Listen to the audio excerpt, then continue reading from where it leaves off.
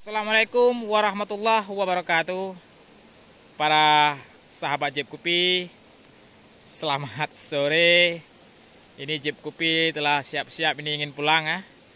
Namun sebelum pulang, Jeep Kopi ingin mengupdate ya, sebuah pohon lemon tea. Ini ya sudah besar-besar buahnya. Tadi telah Jeep Kopi petik satu ya. Ini dia. Nah, nampak kan? Walaupun belum masak seutuhnya, namun ini coba nanti kita minum dulu ya. Ini ada beberapa buah yang sudah besar ya. Ya, ini dia sekeliling. Alhamdulillah lumayan banyak ya buahnya. Walaupun ini hanya baru buah perdana, tapi sudah terlihat banyak. Ini dia, masih juga ada di bawah. Dan cuma yang ini yang belum mengeluarkan buah ya, cabang ini. Untuk cabang yang lainnya sudah mengeluarkan buah. Ini dia ada.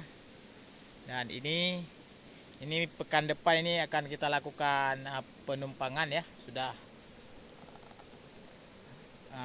sudah sangat menurun ke bawah ya. Ini lagi, ini telah kita lakukan penumpangan.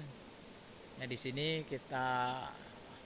ini baru penggantian daun, ini juga kayaknya tidak lama lagi akan mengeluarkan buah. Dan yang satu ini sudah terlihat rupanya sahabat Jeep Kopi. Ini dia di atas ya. Oke.